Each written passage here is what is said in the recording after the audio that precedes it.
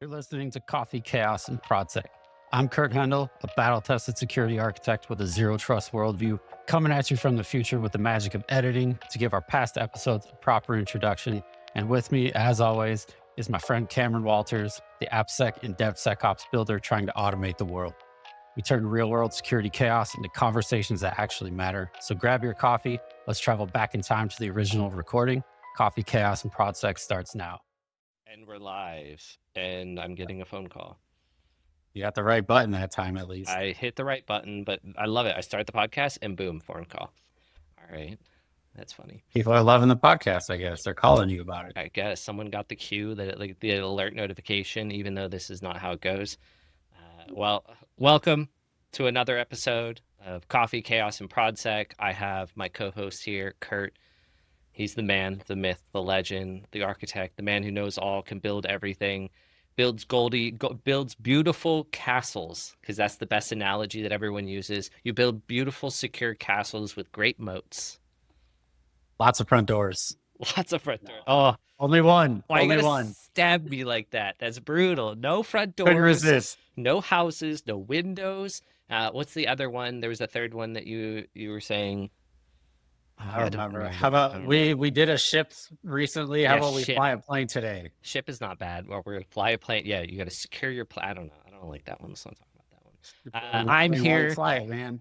I'm here, Cameron, your other co-host, a person who does things with cybersecurity, application security, DevSecOps. I do a bunch selling of yourself things. short. I guess. You say I'm a legend, and then you're just like, I'm just here, man. Like, come on, AppSec legend right there. We all know this is the Kurt show. No, we were just debating this, but we don't have to rehash this. It's the Cameron show. I'm the sidekick. We're here. We're excited. You got your coffee? Yeah. I do. Now that person who's called me is texting me like crazy, and my phone's going off, so I just had to mute it. I did have coffee. Do you want to go first? Do you want me to go first? Because I gotta like pop the can. Pop the can. Can we get the sound effect? Yeah, I can try to bring it through. I'll have to like talk to the noise gate. So I have Thai iced coffee. It is delicious. I can't wait to have it. Let's see, noise gates. That come through. I don't know if it does. All of the recording. I heard some very faint noises. It's nothing like cracking a can where it's the good old whoosh. Oh, that's good. Yeah. Well, I'm not fancy with Thai iced coffee, which I actually love. But I've talked about it before, that weird mushroom coffee stuff. I have one of them today, and I've been trying it. I've heard of a few brands. I talked to someone we work with, and he's the one that recommended it. But it's from this company called Cuppa. It's based in Texas. And it doesn't taste like you're eating mushrooms. It tastes like coffee. And no, they're not magic mushrooms either, as much as people might think I'm crazy. But it's supposed to be healthy for you. So I'm giving it a shot. It's got less caffeine. I actually do notice my energy levels are up even without 6 cups of coffee. So it must be doing something. I don't know. Yeah. Tastes just fine. I mean, I'm getting a phone call. Did you tell them to call me? No, I didn't. But I know that we're doing a 2-parter today. So we're being conservative on our coffee. I'm not going to be conservative, actually. I'm going to have just 3 cups of coffee today and be wired. My plan. I would normally be on 3 by now, but I purposely held back. I had 1 this morning, and I've been just like waiting for the second one. Hook it up. I need it. That's fair. Well, I mean, you need that energy for the topic that we're going to have today, which I'm super excited about. I'm excited. I've been deep diving. I know you're excited. I gave you a brief because this is one of my, I don't know, I guess. Get it right, Kurt. Yeah, get it right. It's my passion. And, OWASP, just released. OWASP released its OWASP Top 10 2025 release candidate one that's specific. Everybody who I see, every post I see, there's somebody commenting that this is the release candidate. It's not the release one. I'm like, I get it. They usually don't change. Like I cannot remember a moment when the release candidate was not. I'm probably wrong here, 100% probably wrong, but it's not an event that I was like, oh, they changed something and I don't agree with it, right? Like, it is something that didn't stick in my brain. Like, you asked me where I was, Log4j, I will tell you my entire 24 hours for Log4j. I cannot tell you when they changed OWASP top 10, the release candidate, from what they actually released. So I mean, it's 2025. When's the last one we did? Like 2021. 2021. All right. So we're on the 4-year cycle because before that it was a 2017. Yeah, I mean, that's something I wanted to kind of let's We'll before get we there. go before we get into the micro, there's a lot of different things. So let's first establish the OWASP top 10, right? The OWASP top 10 is the top risk to web applications. And that's something I really wanted to highlight because in their PowerPoints, I don't know if anybody, listeners, if you read it, but they released the PowerPoints that in the conference at DC, the OSDC conference, they released the PowerPoints that when they announced this, and in there they had a bunch of notes. And in there it said that this is focused on top 10 risks to web applications. And it is not a impact, likelihood, or vulnerability in isolation. It is a risk-based list. And just because something is at the top of the list does not mean it is as important as something at the bottom of the list.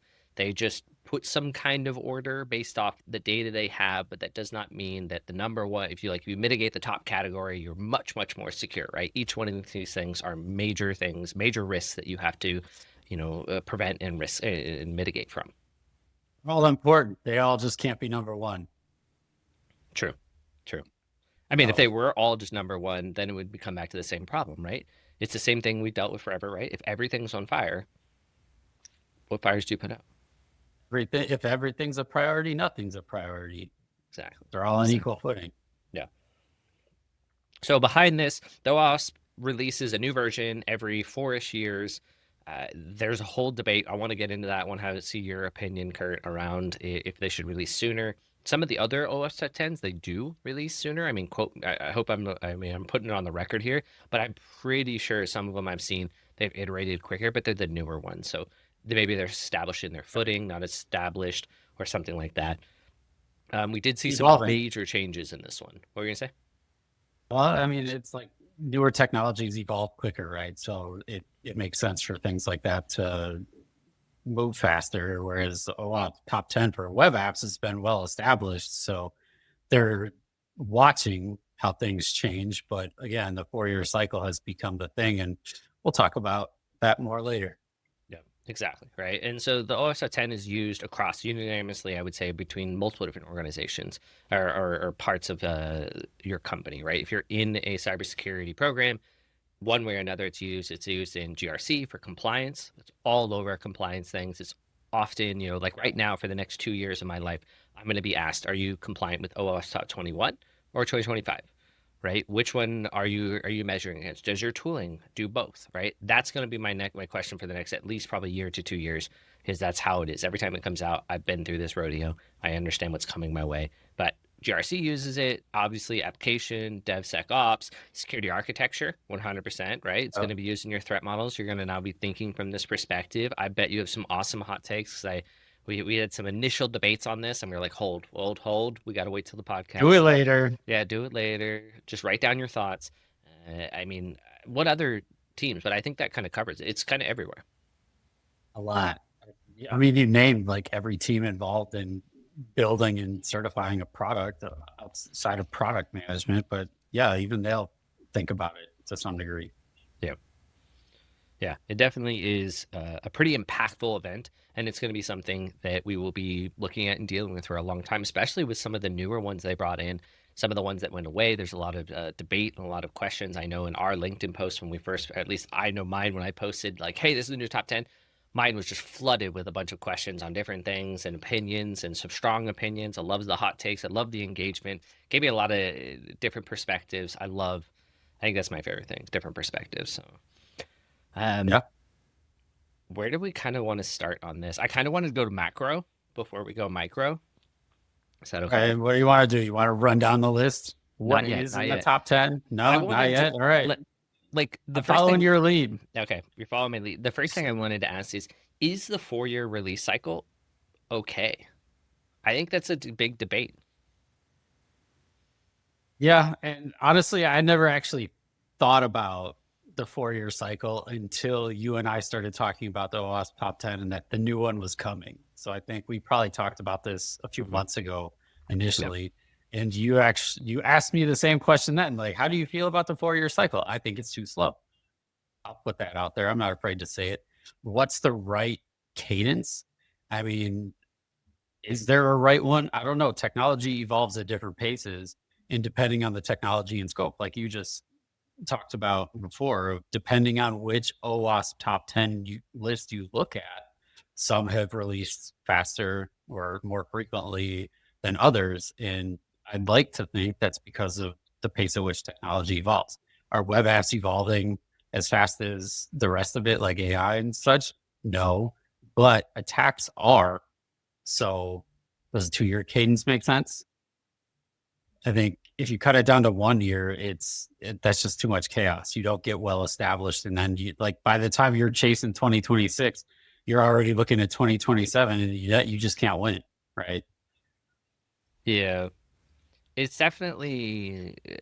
I think there should be room for flexibility, right? If you I look at the agree. world we're going through right now, there are. I feel like technology ebbs and flows in terms of the speed and velocity of change. And right Yeah, now, with the over the last 3 years, 2 years, with the Chat GPT coming out and essentially establishing LLMs and AI as we know it today, that has fundamentally spurred a massive forward in terms of technology risk and concerns. But yeah, if you look at it in the scope of web apps, web applications haven't changed. I would say that too much from what we're seeing, even with the invention of AI, right? Like, so with the supplement of the top 10 LLM, right? The top 10 LLM is the top AI, AI concerns. Does that meet the need to where OWASP can still remain at a 4-year, the top 10 can remain for web apps at a 4-year? Because now we have so many other top ones. I wish I would have wrote it down. I forgot to, but there's like 9 different top 10s. There's like serverless, there's CI/CD, there's LLMs, there's, I think, OSS, there's the top 10 web app. I'm missing 2, I think. trying to pull it up, I know. but I see you looking. don't rely on me. You did it wrong. You're supposed to grab like Chat GPT or something and ask it. Uh, That'd be it's quicker. it's somewhere over there is Claude and another, probably 3 different generative AI tools. That's fair. Just gotta That's fair. find one. There's too many windows, dude. Too Yeah, many there's tabs. too many tabs. I mean, I have 4 screens, so there's a lot. But I got Yeah. notes everywhere, so I can reference things. But that's where I'm thinking. My thought process is, as I was going through this, I officially said it's too slow. In my brain, I was like, this is too slow. It's taking too long to get these things out with the changes of what's happening in the world. But then I was looking at, wait, we have all these other OWASP top 10s. Yeah. Those supplement those on that. I still think I would prefer to have them every 3 years because tax are changing so much. And I would, as much as people say or don't say, or whatever your opinion is, the OWASP top 10 is an impactful event because from a compliance side, it's so driven and hard coded in these compliance frameworks that when they do change a category, it has impact. Even if It's a big ripple effect. it's a big ripple effect, right? Like the category today, we'll jump into it in a sec, but like supply chain, bring changing that from vulnerable components and oh my gosh, components and I can't remember the second part. I'm It's the blanking. notes. I know I'm checking my notes. Well, I finally found Oh, Claude using was the first one I components found. in 2017 or in 2017, it was using components with known vulnerabilities. In 2021, it was components and outdated or vulnerable and outdated components. And now that has all been merged into supply chain failures or secure. Is it security flight? Oh, see, look at notes. Too many notes. Yeah. Software supply chain failures. Oh my God. I was looking at all my notes. I have a wall of them. But that change is massive, right? That has a massive ripple effect because now, when we get into it, it's a big footprint. Now compliance frameworks have to bring that in. I'm now asking myself, with these frameworks that have OS top 10 in it, what does that mean for that specific category? This is awesome for my SPVS project, right? I'm super Yeah. stoked. I've already, like, I spent hours on Tuesday, coming up with a whole bunch of new things that I want to add to the SPVS because now that I'm thinking about this and with the OS Top 10s coming and all these different things and the feedback we're getting from the outreach, but I was like, that category is massive. So Yeah. with that, it has a massive ripple effect, as you said. So I'll shut up and let you talk. There's a lot to do, but I finally, how many OS top 10s are there? According to the generative AI, there are 10 OS top 10s. All right, all right. So I missed Top four. 10. I missed four. So there's web application security risks, which is what we're talking about, API security, mobile security, low Mobile. code, no code security, CI/CD security, proactive controls, privacy Yeah, I risks. forgot that one too. Top 10 for LLMs, serverless, and Kubernetes. Yeah, there's a lot. So there's 100 things. There's 100 things we're supposed to be doing, and most of those things are categories, not specific vulnerabilities. So each one of those categories could have another 10 things. So we're talking thousands Right. of things. But it's like a tree in software. It just keeps getting bigger as you go down, right? So I think we're talking about the web application security risks because a new list just came out. But now, like, my architect brain is running, and I'm like, every threat model I look at, I got to address like 5 of these things. Okay. It's true. It's true. So They all go hand in hand. Dependencies, man. it's true. So I wish I had brought up the picture. I'm going to try to find it on the side. But with the new changes, right?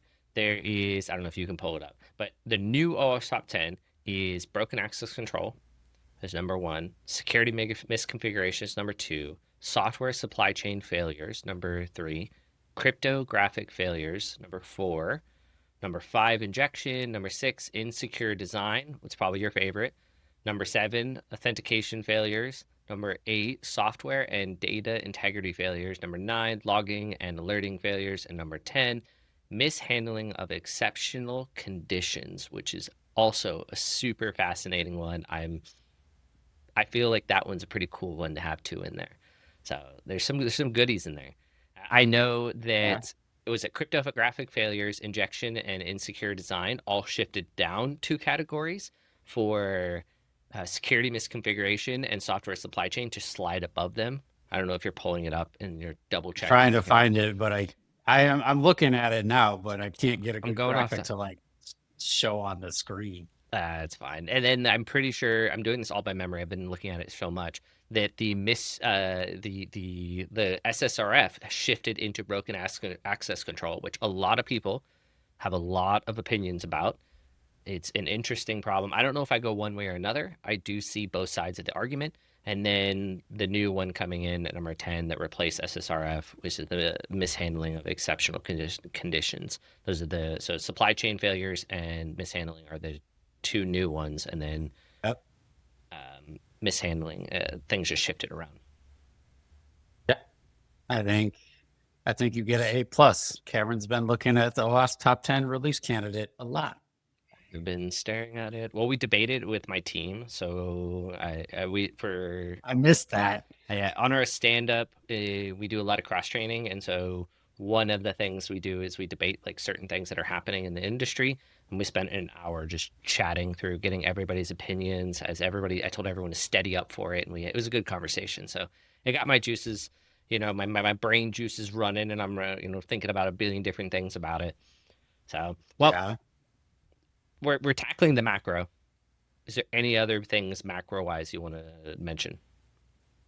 Is now the time for my hot take on the two categories that I mentioned earlier when we were chatting? That's if we go into the micro, right? That's when we got to go into broken access control, right? Yeah. Well, they go hand in hand. So I don't have anything at the macro level. I think one other thing that I want to bring up too is that you notice, did I send you the screenshot of all the OS top 10s over the year side by side? I think so. So if you look at that, in 2021, I think is the first one, or 2021 or 2023 is when it first came out. I think it was 7 were specific vulnerabilities, and 3 of them were more category oriented. Yeah. But then today, every single one of these is a kind of a category. I'm sure people could debate me on this and we could have a good conversation. Just going to say they're kind of categories, right? Like you look at broken access control, there's like 5 things underneath that or more, right? Misconfiguration or security misconfiguration, 5. Every single one of them has 5 things underneath them. They're no longer like SSRF was one thing, right? There's no categories really under SSRF, right? It's like if you put XSS or, a SQL injection, that's really just one thing. So the OWASP has shifted now 100% from being, having a mixture of categories and specific attack vectors to all categories. Does that change the value or the validity of what they were? Because a lot of people really look at this thing as these are the top 10 attack vectors. And I think if you say it that way, vectors, that could be categories, but they're still what they really mean. These are the top 10 vulnerabilities. If we want to talk vulnerabilities, everyone starts thinking like CVEs, right? Like, what CVEs do I have? There's thousands of them every year now. Like, there's absolutely no way you could pick off the top 10 because it changes all the time, because we have to look at the exploitability and the known exploited vulnerabilities, which are changing all the time. And it's probably going to continue to change faster, because as soon as someone recognizes something being exploited, it gets fixed and they move on to the next thing, right? It's not quite as clean or as fast as I'm making it out to be. It's complex and these things take time. But moving to the categories allows you to be more broad, so that you're actually addressing the things that matter in my mind. Like when I take the architecture view of the world, I'm not going to come at you with CVEs. I'm going to say your access control is broken, fix it. And it can be broken 17 different ways. If it's homegrown and you rolled your own authentication mechanism, I'm sorry, start over. Like, there are well-known tools, and now I know I'm going into the micro, but it's like there are well-known things that you just don't roll your own. Like, don't roll your own encryption. Encryption is highly complex math problems I don't understand. I took courses on it. I still don't understand it. I'm not a mathematician. And to me, encryption is a black box. I want to encrypt it. I know what algorithms to use. I know how to apply those things. Now do it. Now, if I go try to recreate that, chances are I'm going to get it wrong. It's vulnerable. I wasted my time. Same thing for authentication. Yeah. I see what you're saying. Side quest, just because you went down that, I host a local meetup group. It's called Cyber Lunch, and we just meet together and talk cybersecurity. It's really informal. But I met somebody today, super cool job. He is works at a very big company as a CA like a CA security expert, and helps that company manage all their SCAs. And it's massive. Like he was telling me, he works with all the different CAs and how all the different SCAs are going away. For anybody who doesn't know what CAs are, they're the encryption like authority, you could kind of say. Certificate authorities. Yeah, certificate authorities that handle all, I would say, modern encryption between all our internet traffic and from They're the roots of trust. Is what they are. They're trust anchors. Exactly. And so he was telling me that at another company that he worked at, he was part of the crew, or he was adjacent. I can't remember if he was part or adjacent. That these companies, they like have USBs with the SCA like split into two, and anytime they need to update their root SCA, so these root files, and these things are stored in different banks, and they have backups in other banks. 5 people or more have to join these people who are all trusted and have parts of it. They go to the bank together, they get their stuff, they bring it to the place, they do their things, and they put it back in the bank. But he was telling me all these fascinating stories around that, and he was saying that if you are somebody who likes encryption, you don't have to be a mathematician. You just have to understand all the different encryption stuff and want to do cool encryption stuff. That market is small, but there's not many juniors or entry level position. That he has had a position open for like 9 months, and they cannot fill it because they can't find somebody qualified, right? And that's the problem. They're trying to split that role into junior roles and hire people to train them up so they can build the talent. But it's an interesting thing. If you're looking to get into cybersecurity, possibly look into that direction. It seems like super niche, but also super interesting. And he was saying it's super lucrative. He's like, I have job security. Like, I can go to any one of these other 12 companies or 10 companies that manage all this the CAs, And it's not a problem. So I was like, that's interesting, fascinating. It was a cool conversation. Rare breed. You got me thinking now, like, who's the last person I encountered who's like a encryption expert? I can't think of one. Yeah.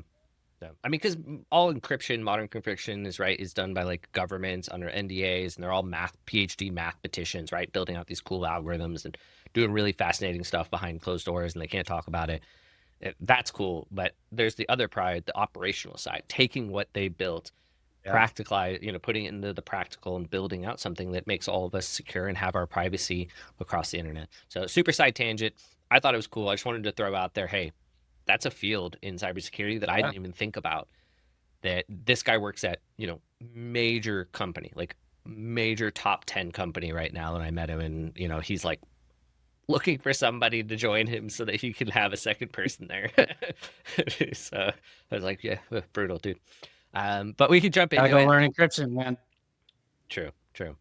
So let's jump into it. The first category, broken access control, right? Do you want We to? all know how I feel about access control. We did a whole episode on this. What is Broken access access control? control.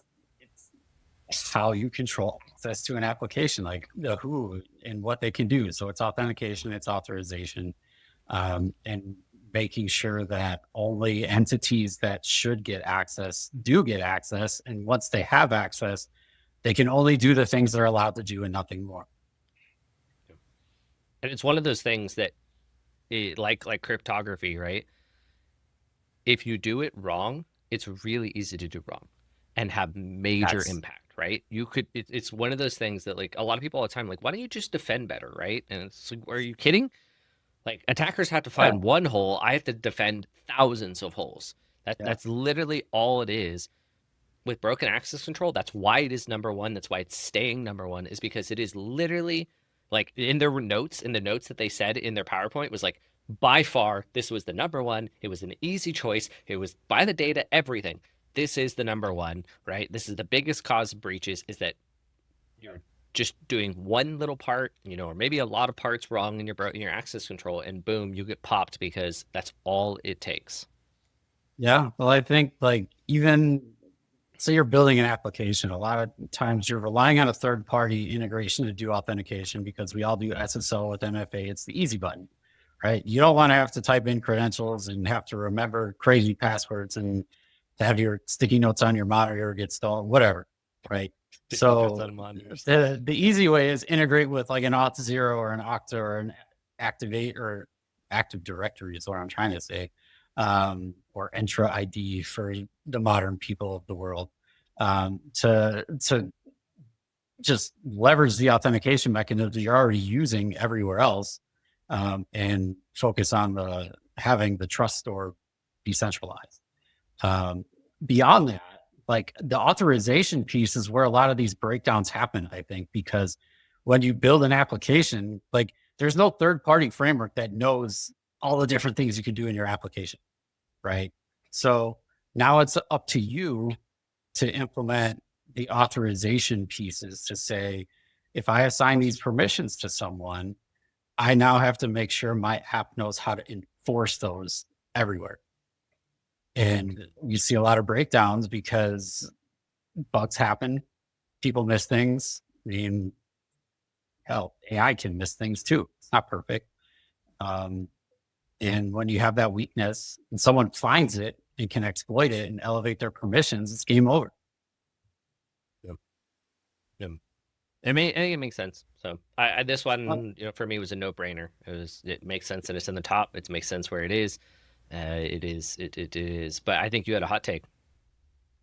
I have a hot take, but connecting it back to the world of identity that we talked about for a whole hour previously, like, it's the leading cause of breaches because it's identity related. It's the easiest way to exploit anything is to exploit credentials or steal credentials or phish somebody and abuse those credentials, right? Or if you happen to get in and find, hey, it's broken authorization, I can elevate permissions. Now I can do all kinds of stuff. Like, I've personally done that to applications at other companies.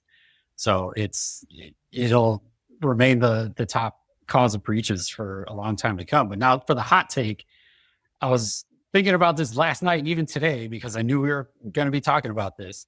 I'm looking at the release candidate, and okay, broken access control is one, but then down at number 7, we have authentication failures.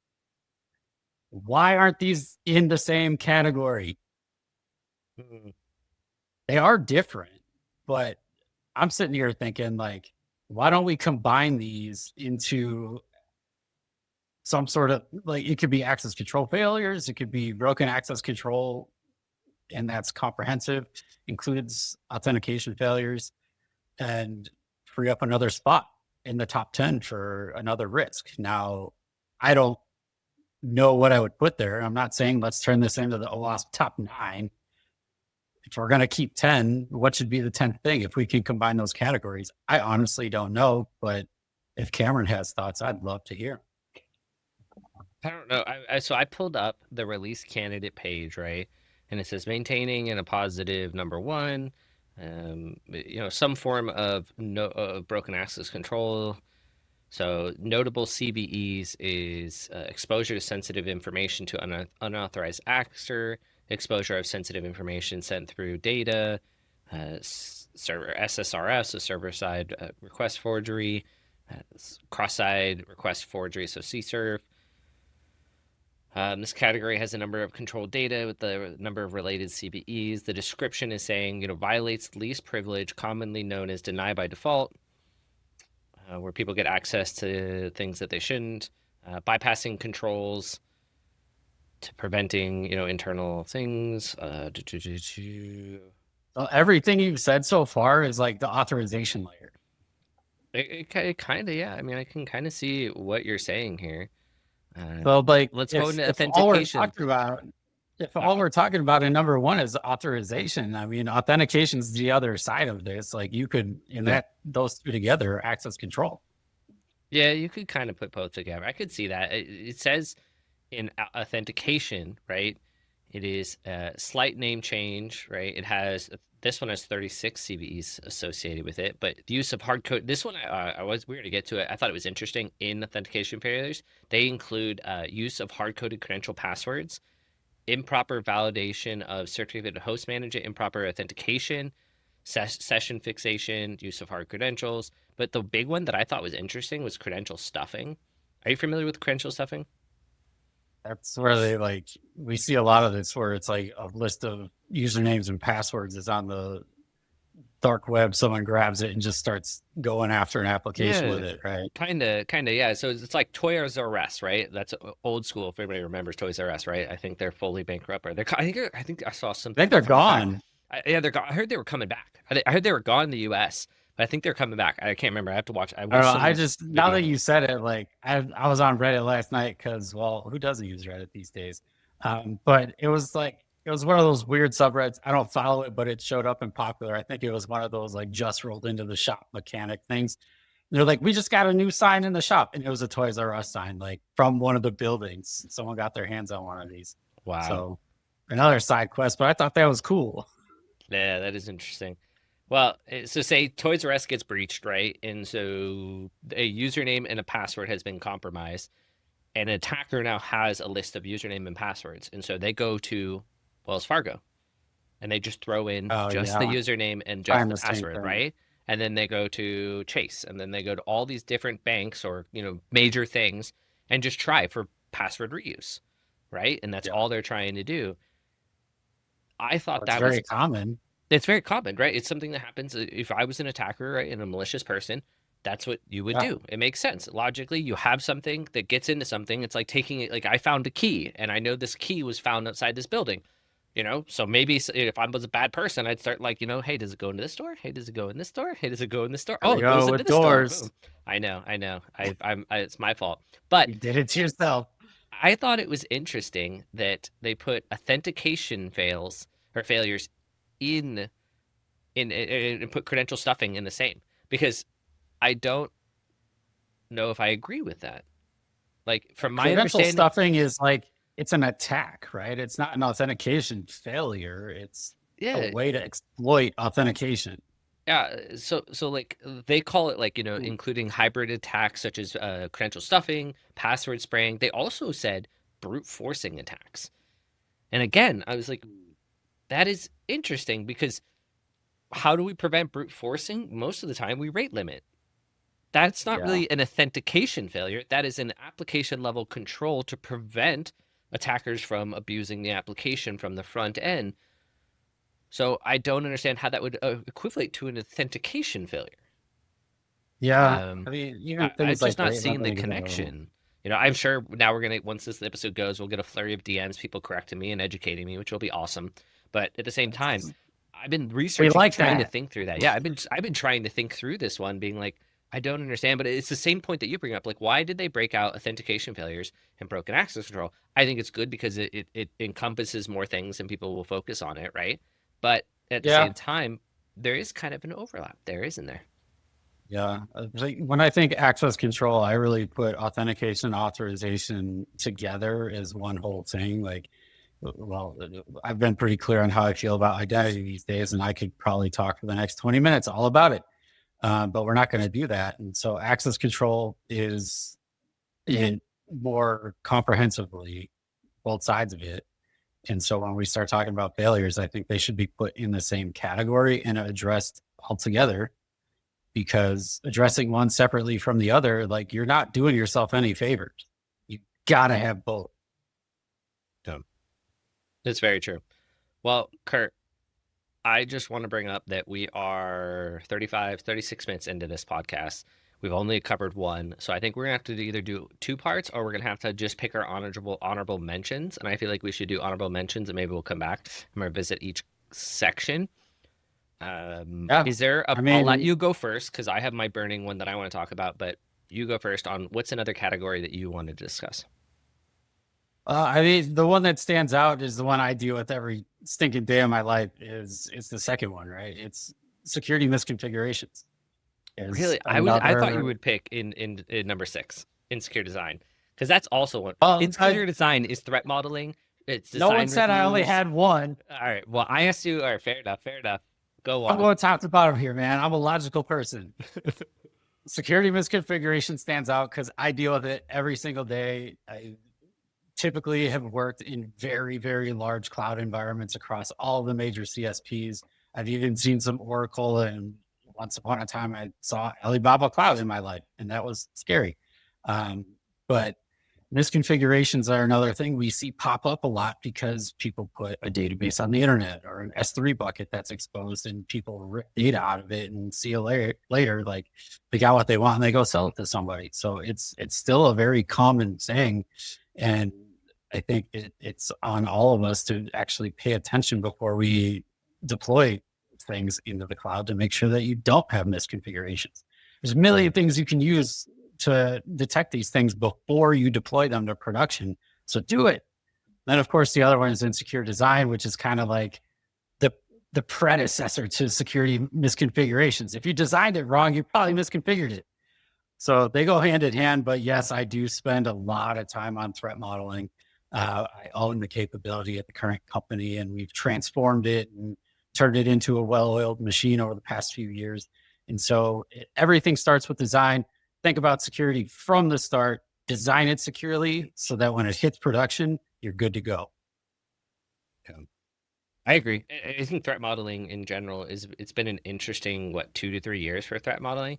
We've really gone from, at least this is how I view it. Correct me if I'm wrong here, but I view it as we went from like pen and paper to whiteboards to very much now pretty amazing platforms, like full on vendors that allow us to drop in like common tooling, right? Like Lucid Charts or something.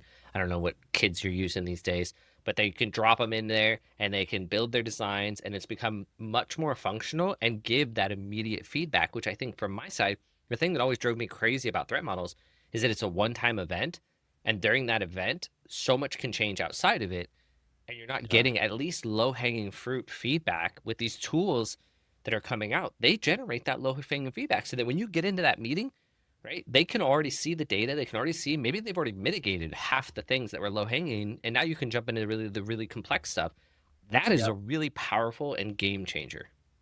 I think it's on that point, the technology we're seeing evolve. There's a couple major players in the SaaS space they build threat modeling tools. that work well, and it's generally architecture based, but they're generic enough where like you could put an application or a software architecture in this tool, and it will threat model it. It does it consistently. The thing with threat modeling historically is it depends on the person. So it's all subjective and it's inconsistent. And so you end up, depending on the quality or the experience in your architect or whoever's doing it, like the risk profile is attached to that person now and not necessarily the application. So it's better that we have these tools emerging, and there's open source one. Like I think OWASP has Threat Dragon, since we're talking about OWASP stuff. Yep. The Microsoft threat modeling tool is kind of a thing of the past to me, but I think it still exists. I don't know if anyone uses it. That's the first one I ever used with the whole Stride framework and the rest of it. It wasn't pretty, but it was effective. But I'm lucky today that I get to use much more slick tooling for threat modeling, and it's great. Yeah, I agree. So I think it's pretty cool, and I think it makes sense, right? At the end of the day, we have to, for saying a curse word, we have to shift left. And insecure design is definitely that, right? It's shifting the architectural, getting your security architects, getting your security XYZ people into the dev cycle, into the design cycles as fast, as closer to the left, as fast and as easy as possible. It makes sense. Then I'm going to jump into mine, which is What are your favorites? Software supply chain failures, right? This one, knew it. Who would have guessed, right? You could have gone and slammed $100 on whatever and been like, Cameron's going to bring this up today. Oh, we just talked about SPVX. Come on. It's true. We did just talk about SPVS, and I think this perfectly falls in the category. But as I was saying earlier, I'm really fascinated by the entire category and kind of what it means by what they did. And my thought process here is this is what they said, right? It says software supply chain failures. If we just look at it from just the middle part, supply chain. Supply chain is everything that your company uses to deliver software. And for that statement is broad, insanely broad. Yeah. CI/CD pipelines, build servers, EC2 instances that run there, APIs, external services, any applications that are running underneath the hood, configuration files, secrets, secret managed servers, infrastructure as code, developer workstation. Dude, developer workstation. When I saw that in the actual PowerPoint, I was like, yes. So many people, like I had long debates with my my co-leader Farshad on should we be hardening and putting things about the developers' workstations in there, and I was like, yes, right. Absolutely. Like I'm a big fan that when as companies grow, what you should do is you should make sure that your commits are coming from a known person, right? So you have them authenticate and be authorized to commit code, but it should also be originating from an authorized device. The developer's workstation. The developer's workstation, what are you going to do with every developer's workstation? You're going to keep it up to date. Make sure it has your antivirus or whatever stuff, XYZ. It's going to have all your different things there. That is crazy, dude. Like, so I felt so justified when I saw that there. And then the IDE, developer environment, has artifacts and dependencies. And then the kicker that I saw in their PowerPoint, they put etc.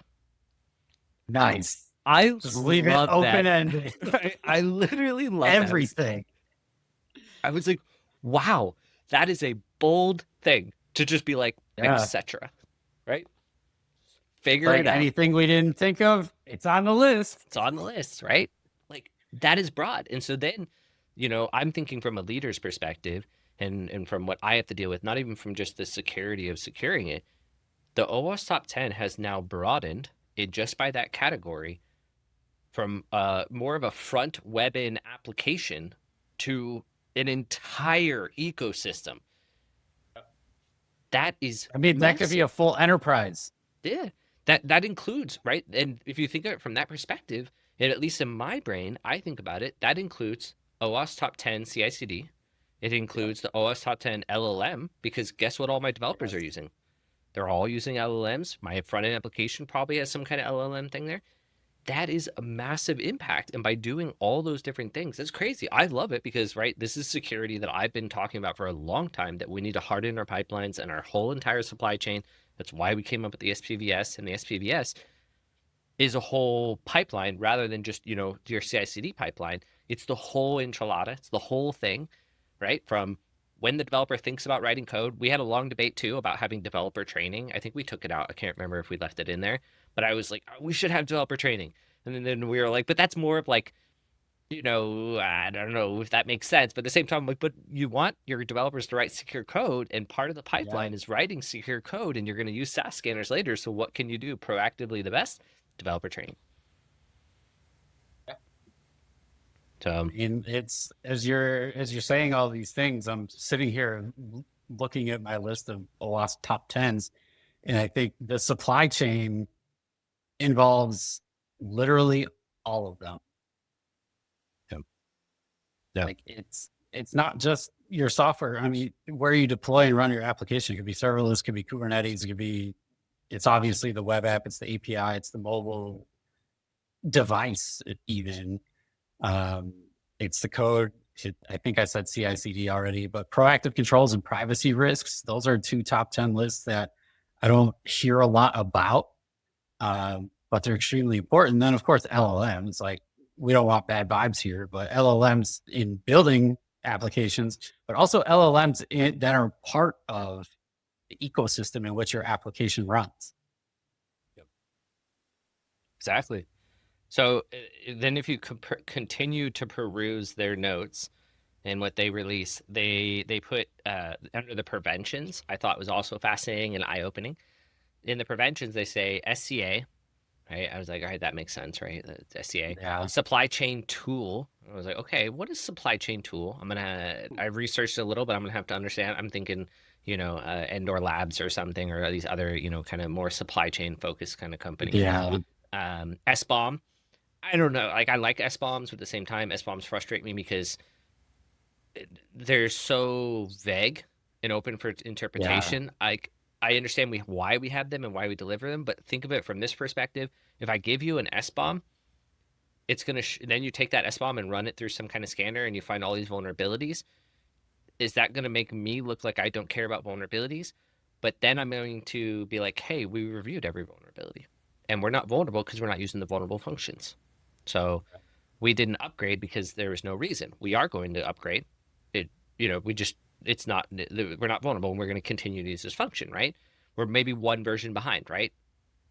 Why would I upgrade? So I think from a leader's perspective and from what I see, it frustrates me because SBOM doesn't give that conversation, right? And if I give that, the context, and I would say conversation, because when this goes to like a customer, they're going to run it and they're going to put a bad picture. Yeah. They're going to immediately think negative of me and think that I don't care about security, which is not true. I did my due diligence. I did review these findings, right? And so that's where SBOMs a little frustrate me, because I don't get that conversation, and I may change a customer or a person's mind that I am not a security-minded person.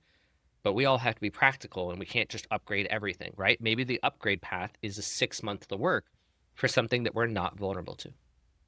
Yeah. I mean, now that I'm thinking about it too, like, the SBOM is just going to be a list of, like, this is all the stuff that's in my software, right? Like, that list doesn't do anything for me. It tells me what should be there. And in the event that something's there that's not on that list, great, delete it, right? Or I know it's been compromised or whatever. But could you show that you're being responsible and kind of force the conversation of, like, put in your release notes to say, we have this package, it has these vulnerabilities, we're not vulnerable because we don't use those functions. And then when someone scans it and says, hey, Cameron, you gave me garbage vulnerable software, you say, did you read my release notes? Because obviously you didn't. I'm responsible. I gave you a piece of software that is not going to get you in trouble. And then it helps establish more trust. And it's kind of like, it's a workaround to the gap in that problem, right? Kind of, It's yeah. one way of doing it. But we live in a world, especially, I would say, I'm going to say this, and it might be a hot take, but Do it. I believe security-minded people are often deal with in absolutes. A lot of people I work with are known, in talking to industry, it is a very binary decision. Yeah. So, and customers, dealing with that's true. customers and things, it often is sometimes a binary decision there too. It's like, I understand you're not vulnerable, but why would you even use a vulnerable version?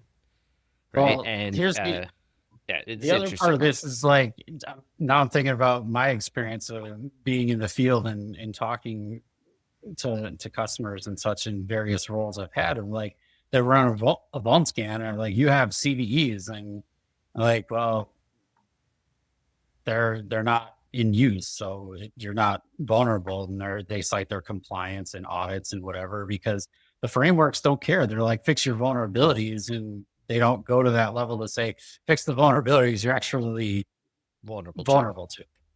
Yeah. So it's a kind of failing in the framework in which we operate. And I get it. People are starting to try and change that, but it's going to take a long time. Yeah. Yeah. So then passing the the S bombs, there is what is it? Perform regular hardening across your entire supply chain. Be careful with access control and auditing. And I was like, that's a strong statement there, right? They're regulating entire supply chain. So I really hope that in future iterations of this, they really define what that means. I do not like open-ended things. Entire supply chain scares me because that, again, I have to deal with in the worst case scenario. What is the worst case scenario? Entire thing. But you like the etc. Yeah. Yeah. Oh, I like the etc. Can't have because both. I like the etc. because it was a bold move, and I love when people do things boldly, and so Yeah. that's what I like about it. But at People, the same time, the prevention section, it's saying entire supply chain. You're gonna have to define it. I mean, it's good news either way. As I said, my SPVS project is going to be popular. Love it. But it already is, man. I mean, it could be more popular, right? We're starting out. We're humble beginnings, but I'm just having a great time over here. The next bullet they had is protect developer access, which I love. Developer access, whatever that means. I was like, all right, does Of that mean? what? Yeah, what does that mean? That in my brain, what that tells me is, all right, it protects access to their laptops. So we have to make sure that they are the right developers authenticating and that their system is secure and monitors for threats, right? So antivirus or EDR or whatever you want to call it. Um, then it says train them. And I'm assuming they mean the developers. Love that they added training to them, right? From a pedantic version of a way of looking at this, all the developer training platforms are probably drooling over this because boom, all we have to do developer training, and brown bag training is great, but there are amazing platforms out there that deliver that just in time or whatever you want to call it, pointed training that a developer can take. I'll get it.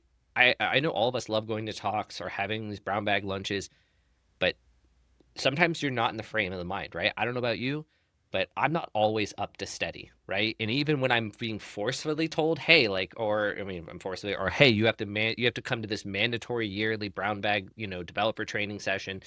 They might be tired, dealing with something else, or maybe they're sick, right? And they couldn't join or something. All these different Yep. reasons, right? You're a human being.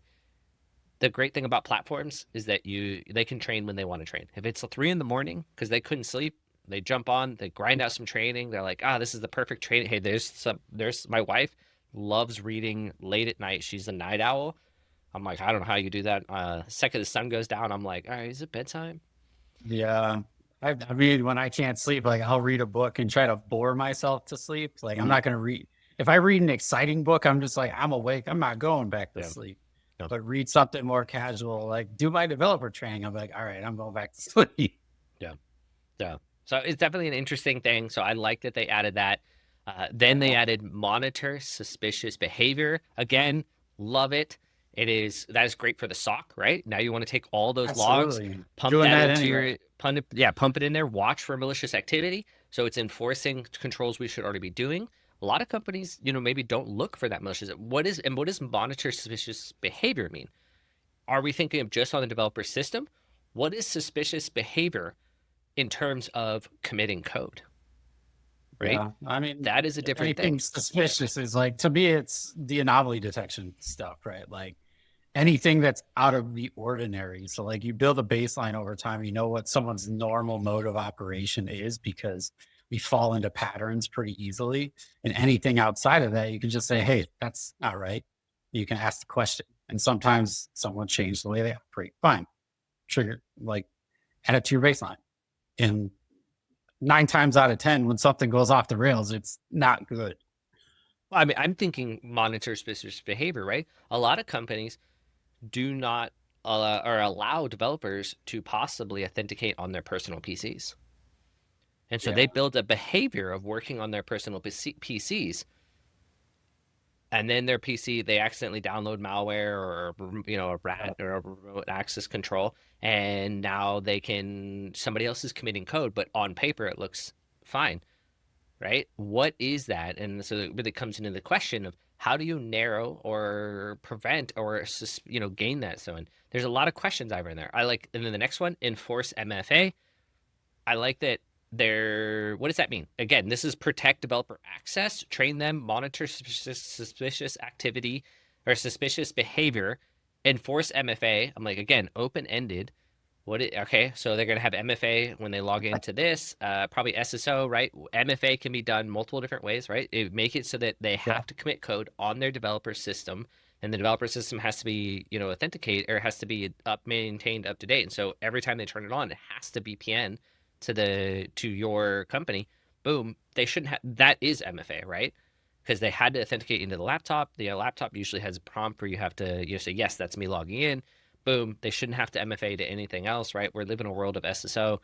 We can set that up securely if it's coming from the secure device with a secure login, with a secure MFA coming through. Right? At that point, they shouldn't have to log into things, right? And then apply least privilege. Again, it's open ended. Of I'm like, course. what does that mean? I'm like, yeah, of course we applied that. So for me, the notes were really fascinating.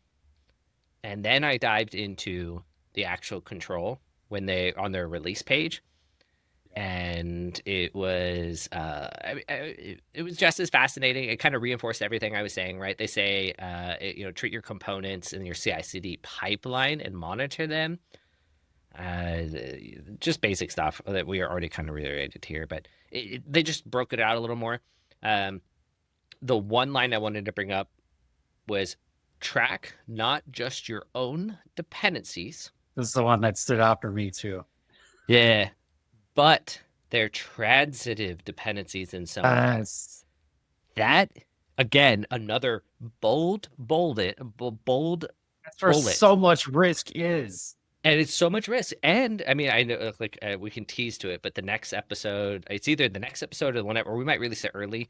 I don't know because I'm really hyped about that one. But the next recording we're gonna do is around open source, and that is a bold bullet because we live in an industry where open source code we rely on, the dependencies have sub dependencies and sub dependencies and sub dependencies. And I mean, no offense. A I long know chain sometimes. it's a long change. And I know that this is usually voluntarily passion project. They're not really rewarded well. And now we're saying now you have to track all those sub dependencies and report on them. That's going to be, I don't know. I don't, this thing it's a problem. They're calling it out. They're saying this is a problem. As an industry, it's going to be a thing. I feel like every AppSec person I've ever talked to is like, you just upgrade the main dependency and you accept that there's vulnerabilities in your transitive, and good luck, everybody. It's a quote my buddy Cameron. That's bananas. Mhm. You made me choke. Oh, whoops. I had to mute. Yeah, it is bananas, dude. It is BANNANANA bananas. It's a lot of Is bananas. So I don't know. I thought that one was my favorite, obviously, because I'm a little biased, but I thought it was a really fascinating one. But we can also jump into, we do have a little bit more time. We should wrap it up, but I did want to jump into a little bit of one more. mishandling exceptional conditions, the The other other new new one. category. Yeah, I really liked this one just because I'm fascinated with these type of attack vectors. But they listed errors, crashes, invalid attacks. They also said I scrolled too far down for my notes. Replay attacks, race conditions. I love race conditions. I was just always fascinated with it. My background C++, C/C++ programming, so race conditions Yeah. were always something you had to think about, right? How long is if you're parallel processing and these different things, I always thought it was very interesting. And so for them to have this category, really cool, really interesting. I think it's something that people don't like. We've always known it's there, right? Like the whole idea of exception handling of problems are going to happen in your code. But in my experience, like of all the code I've ever seen and written in my life, like have I framed it out so that I've caught every exception and handled it properly? No. And it's when you get those kind of fall through errors that people start poking holes and you either expose more information or kind of give up information that leads them to the next thing and the next thing. And suddenly they found a weakness and well, Bob's your uncle. It's true. Well, anything else we want to bring up? We're hitting that 1 hour mark. I think we hit the big ones, right? And so I know you were like, well, we might need a second episode, but I think we hit on the changes more than anything or what people are talking about. And that's what we're talking about. Like the other categories still exist, right? Well, Like I wanted there's more, right? Did you look at did you look at the PowerPoint I sent you? I looked at a PDF file you sent me. Okay, I said the PDF. All right. They have honorable mentions, and the honorable mentions were also, I thought, fascinating. Lack of application resilience was number 11, and they said it was quite close to 10. So those two are kind of like interchangeable. Memory mismanagement issues. That was also interesting. I'm like, memory mismanagement. All right. Like, are they talking about like embedded coded or like C level stuff, right? Where maybe you're not dereferencing a pointer and causing some kind of like stack overflow or a buffer overflow kind of attack vector. Are we Yeah. seeing a lot more of that? I'm really wondering.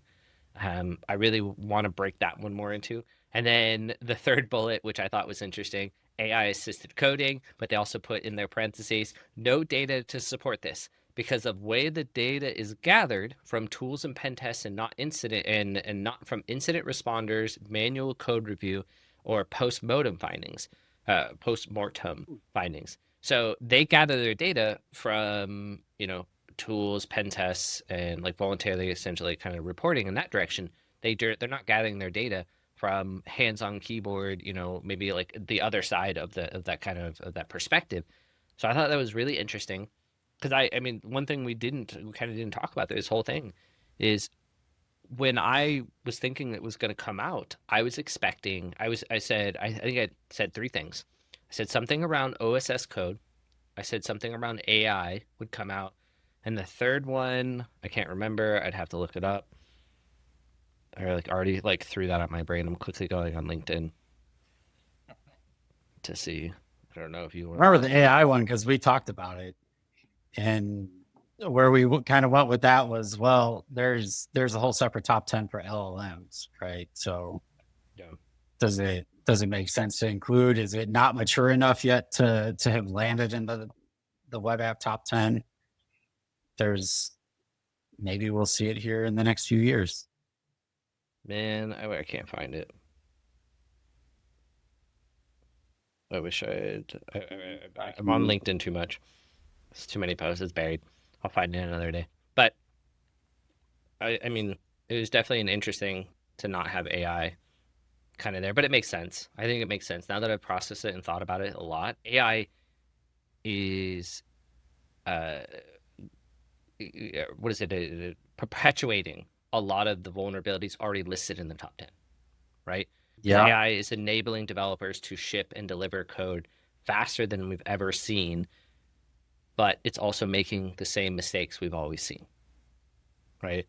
It's not like a new inventive tack or an attack on web apps. Sure, LLM models have their own attack vectors, but from a web app risk perspective, it made sense. Yeah. I got nothing to say about that other than maybe we need a separate chat about the honorable mentions one of these days. Yeah. I like to do honorable mentions and LLM. So if you're watching this and you think we should go comment, send us a LinkedIn message and be like, yes, please do that. And, we'll put a schedule together and make a little podcast about that too. So I think that goes for any topic. If there's anything people want to hear about, let's send it our way. Yeah. I want to end it on a quote. Attackers don't hack systems. They hack the gaps between assumptions. I thought that was interesting when I found it. I was looking for little things. There's a bunch of quotes that I had found and sprinkled in.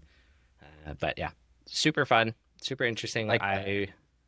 I really like our conversation today. Thanks, Kurt, for joining me on another episode Always of partner Coffee in Chaos and crime. ProdSec. My partner in crime here. It's been a good time. Any last minute Smash the things to smash. say? Oh, yeah, I haven't gotten there yet. Any last things you want to say? I was dying to say smash the smash, so I Smash the got it out of smash. my Oh, system. you got it out of your system. All right. Like, comment, subscribe, message us on LinkedIn. Smash the smash. Is always a good time. And thank you for listening and take care. This is Coffee, Chaos, and ProdSec.